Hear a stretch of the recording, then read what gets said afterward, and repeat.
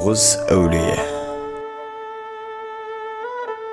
Елорда іргесіндегі Ақмола облысы, Астрахан ауданының маңында әулиелер ордасы атты көне қорым бар.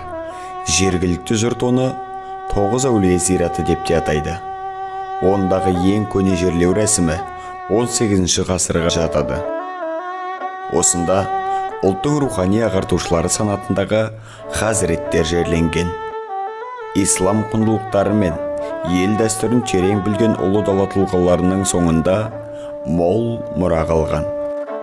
Маңызды, бірақ көпшілікке онша таныс емес Тоғыз әулие қазақтың рухани мәдениетінің ескерткіші болып саналады.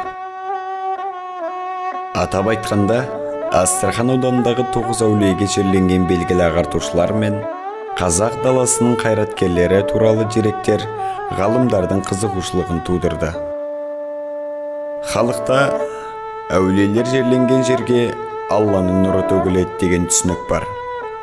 Кеңестік, атеистік кезеңде де қазақтар мұндағы жолды ұмытқан жоқ. Оны жасырын түрде тек жақын адамдарға ғана көрсетіп отырды. Сондықтан бұл ежелгі зират осы күнге дейін белгісіз болып қалып отыр. 30-ға жуық адам белгілі ғалым қажылары осы Тоғыз әулиеге жерленген. Қошқарбай батыр өзіне ұл қылған Жақып қажының ұрпақтары да осы жерде. Ақмола облысының көрнекті саяси қайраткері 19 ғасырда өмір сүрген Ибрагим қажы Жайықбай жерленген. Мұнда Ыбырай қажы деп аталған Алдажар қажының ұлы Мұсылхан би жерленген.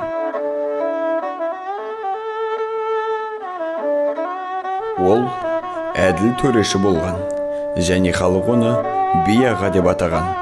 Әкесі Алдажар сияқты Мұсылхан араб, түркі, парсы және орыс тілдерін жетік білетін болған. Бірақ олардың ішіндегі ең атақтысы Тоғыз әулие. Әрбір Тоғыз әулиеден шыққандар өмірінде адамдарды шындық жолына үйреткен және де бағыттап отырған. Ұрпақтары жерленген бабаларына арнап жыл сайын ас береді. 2019 жылы Нұр-Сұлтан қаласында Евразиялық ұлттық университетінде әулиелер ордасы кітабының тұсаукесері өтті.